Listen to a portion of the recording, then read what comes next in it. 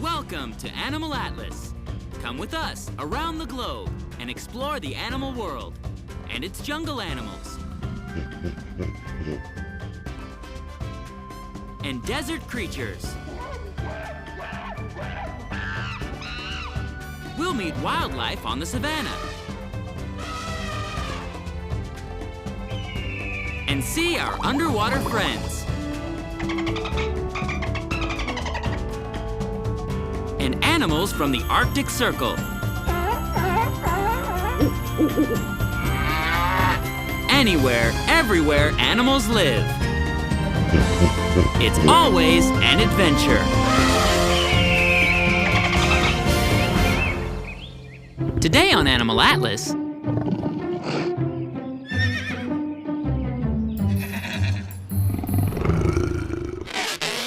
we're asking the question, just what is canine, feline, and equine? A dog, cat, and a horse, you say? Good answer. But that's not it. Not exactly. Take a look at this mighty African lion. All cats, wild and domestic, or large and small, belong to the family Felidae. From this scientific name, we derive our useful descriptive word, feline, just like we've derived the word canine from the family Canidae, which includes not only domestic dogs, but wolves and foxes too. We have also derived equine from the family Equidae, the horse family. Sound simple? It is, sort of. But canine, feline, and equine are adjectives or descriptive words, not nouns. We can't say, "Hey canine, here boy, fetch." Just like we can't say, "Here feline, feline, feline." Or we can't say, "Giddy up, equine." No, most of these INE words are used to say that something is like something else. We could actually say, "The spider monkey crossed the bridge with feline grace." Or, "The Watusi cattle walked with an equine bounce in its step." Yes, just like equine, feline, and canine, a great many adjectives ending in INE and derived from Latin refer to animals. For example, lupin refers to the wolf. Ovine refers to sheep. You might have heard the word simian before. That's an IAN variation of the suffix or word ending, and it refers, of course, to apes. How about ursine? Think Ursa Major, the Big Dipper, also called the Great Bear. Some are very hard to say or pronounce, like myrmecophagine, which refers to an anteater. Some are hard to figure out, like Colonian for turtles. Others are pretty clear. Crocodilian refers to alligators and crocodiles. Watch out! Elephantine means enormous in size and strength, and of course, refers to the elephant. If someone has a bovine gaze, well, they have cow eyes. Is that a compliment? I think it is. If something is moving in a serpentine fashion, it's probably moving in an S style of a snake. And there are dozens more, from delphine to mustelin, to apiarian, to vulpine, to piscine, to ranine, to lutrine. We even have the word didine to refer to the extinct dodo bird. If someone is exhibiting porcine behavior, it's probably not a compliment. And us humans? Of course. We might just say that this chimpanzee has a distinctly hominine face. Don't you think so? Yes, we certainly like words for animals. The more descriptive, the better. But our human passion for animal nomenclature doesn't stop at INE. Nope. The English language, for example, is mad for collective nouns. Collective nouns are words used to define a group of objects. The most common everyday collective noun? Group. We can have a group of trees, or people, or mountains, or animals, or buildings. or a group of just about anything.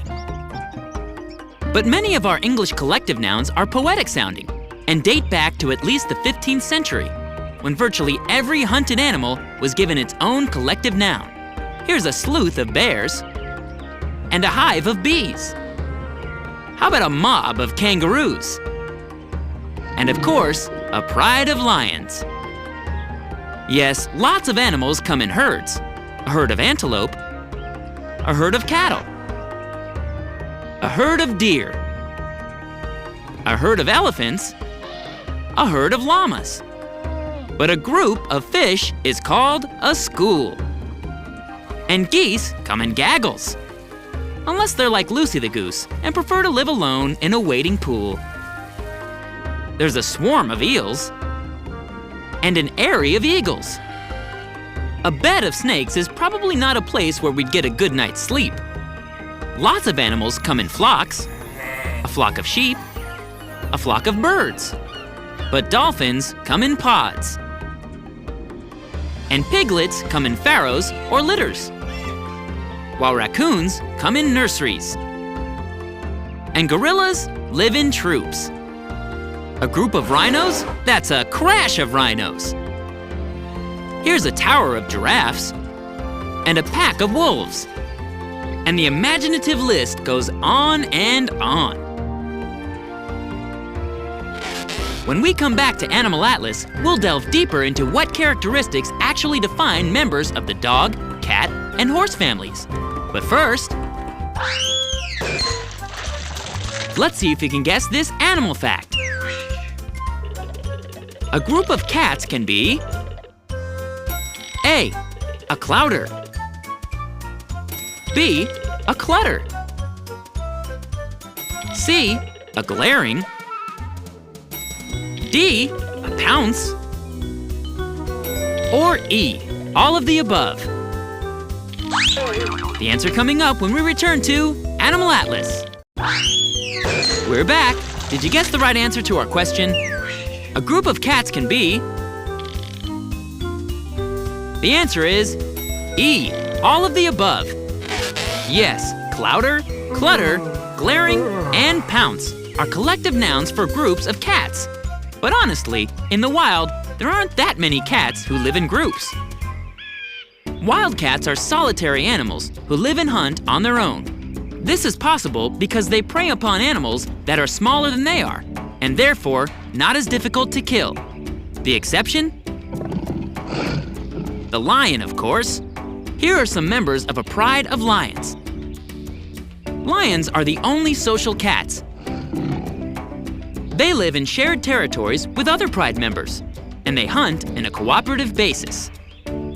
This is important because it allows the lion to regularly hunt herd animals bigger than it is, like the wildebeest or the zebra. What's the scariest concept in zebra world? Pride of lions. Well, actually, it's the females or lionesses who do most of the hunting. It's the male's job to defend the territory. How? By pacing around the territory's perimeter, roaring when needed,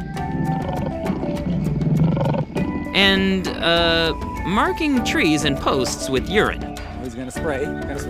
The composition of a pride varies, but there can be up to 12 lions in this family group, with females always outnumbering the males.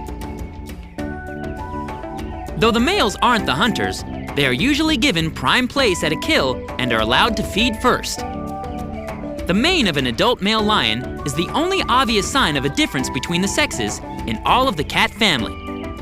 The mane helps the lion to look bigger than he really is, so that he can frighten away other lions. In much the same way the male orangutan's cheek pads and long shaggy coat make him look way bigger than he is. Why does the lioness have no mane? It would reduce her efficiency as a hunter. And life in the pride is all about chore division, so as to benefit all the members. Lions have huge canine teeth. Wait, did we say canine? As in dog-like? Yes, indeed. These 4 sharp conical teeth between the incisor and bicuspids are called canine teeth. Not just in members of the dog family, but in whatever animal they appear. Of course, Canidae have canines. But tigers have canines as well. Even mandrill baboons have canine teeth. Scary ones at that. What are canine teeth used for? Mainly for biting and holding prey. Or for scaring away enemies. Chewing sticks also put teeth to good use. Though chewing sticks, while scaring away intruders, is a good use of lion time. So, if we are talking about feline characteristics, and if we exclude our social lions, we can say to be feline-like is to be solitary. We might say cats are sleek, and lithe, and have large eyes, and pointed ears. Scientifically, all cats are mammals, and all are carnivores. The cat family is divided into 4 groups. The big cats, like the lion, tiger, leopard, jaguar, and snow leopard. And the small cats, which includes not only domestic cats, but cats such as the bobcat, the lynx, and the caracal. All small cats live on their own and hunt by night. Though small cats are smaller than big cats, it's not size that makes the clearest distinction between these 2 groups of cats. This puma, also called a cougar, is considered a small cat, but it can weigh close to 200 pounds. The first European settlers thought this animal was a lion, and they spent a lot of time wondering what happened to the male's mane. What kind of a lion doesn't have a mane? Yes, another name for this animal is mountain lion, but we could say he's got a definite leonine look about him. No, the small cats differ from the big cats not only because they're smaller, but because they can't roar. That's right, they can hiss, and growl, and purr, but only the big cats can roar. The cheetah is one cat who is in a group by itself. This great hunter, who lives on the African savanna grasslands, is a running cat. All other cats are leaping cats. The cheetah will stalk its prey in the usual feline way, as this lion demonstrates. But instead of pouncing, the cheetah pursues its prey at a very high speed before it attacks. How fast? This little kitten, as a cheetah, is the fastest land mammal in the world, able to go short distances at speeds of 70 miles per hour. The cheetah is the only cat that doesn't sheath its claws. Like our dog family members, the cheetah needs extending claws for traction when running. Very canine-like, those cheetah paws. Take a look at these big patty paws. How about you? Can you demonstrate? The claws are retracted and will stay that way until there's something to do with them. When we come back to Animal Atlas, we'll talk canine and equine. But first, let's see if we can guess this next animal fact, which is not a feline characteristic. A, a dislike of water. B, territorial marking. C, extraordinary eyesight. Or D, a fur coat. Don't go away. The answer coming up right after this on Animal Atlas. We're back. Did you guess the right answer to our question? Which is not a feline characteristic? The answer is A, dislike of water. Surprised? Maybe a lot of kitties don't like a bath. But a swimming tiger is not an uncommon sight in the wild. These wild cats, the biggest and most powerful of all the cats, even more powerful than our great lion, spend a good deal of time keeping cool in or near rivers where they live in Asia. In fact, they often hide from their prey in water, near dense thickets at the shoreline. There is even a wild cat from Asia called the fishing cat, who seems more at home in the water than out of it. A lot of assumptions we make about feline behavior just isn't true. That dogs and cats don't get along. Ha! This mastiff and tiger apparently never heard that one before. All right, what are some canine characteristics? The dog family, Canidae, consists of close to 40 species of wolves, jackals, foxes, and wild and domestic dogs. Canids are all carnivores with large eyes, erect ears, and sensitive noses, which allows them to track prey successfully, whether alone or in a pack.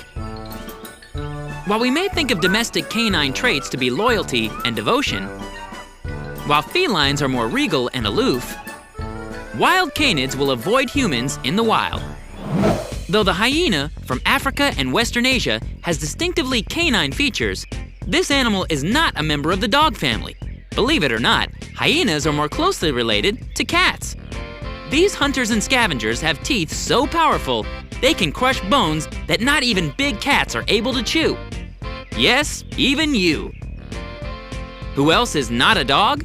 The American prairie dog is not a dog. And to be honest, up close, he doesn't even look like one. But once you're saddled with the name, hey, you'll live with it. Just ask the warthog. And this handsome rodent, related to the squirrel, who is actively hunted by the felids and canids in his neighborhood, making him truly without any clear feline or canine characteristics. The largest canid is the wolf, and the smallest fox is the engaging fennec fox. The beautiful maned wolf may look like a fox, but he's a long-legged wolf from the South American grasslands. Some wild dogs come from Africa, like these Cape hunting dogs. And foxes? Well, foxes have a wide distribution.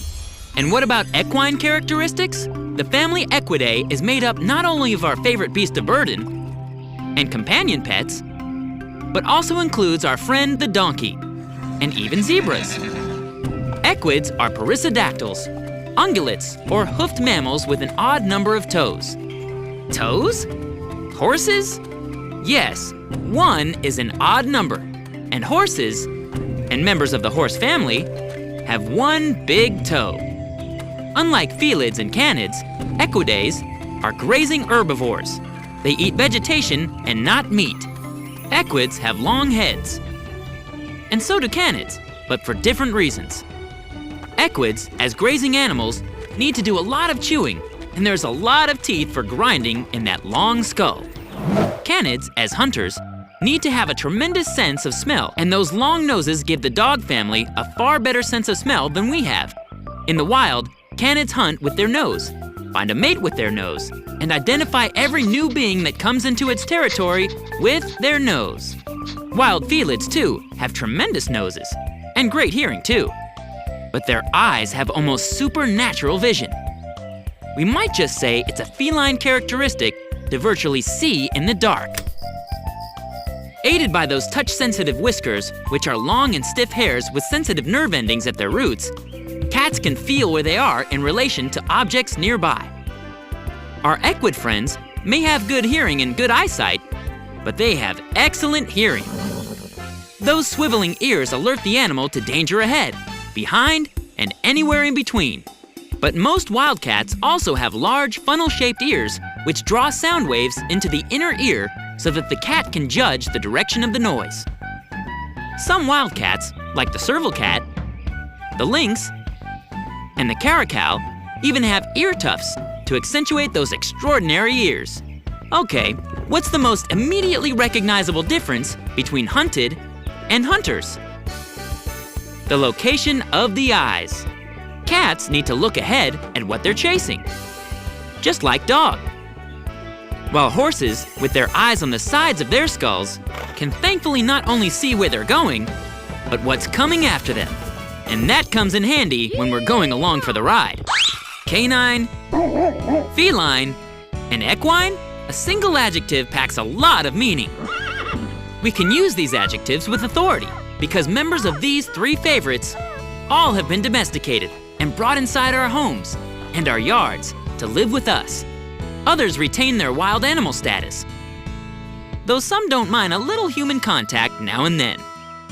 And that's probably the reason that canine, equine, and feline are such familiar words in the English language. They bring to mind nobility, independent spirit, and loyalty. As for bovine and porcine, we'll save those adjectives for another day. For more fun animal facts and news, visit our website at www.animalatlas.tv. See you there. Don't go away. Animal Atlas will be right back. Until next time on Animal Atlas. Hey, Bob. Hey, Phil. People out there? Yep, people.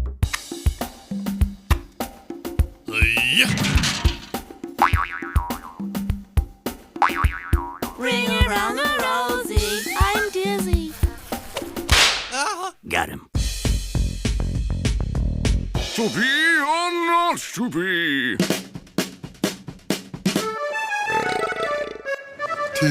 Bubbles.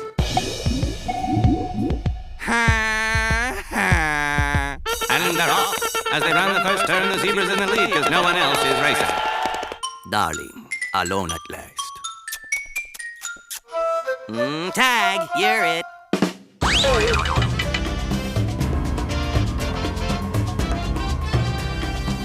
Once again, we've traveled the globe from North and South America to Africa and Asia to Australia and every fascinating place in between. We've met all kinds of incredible animals and learned some important facts about their ability to survive and flourish on our planet. And with our help, we'll make sure they're around for a long time to come. Join us next week for another amazing adventure on Animal Atlas.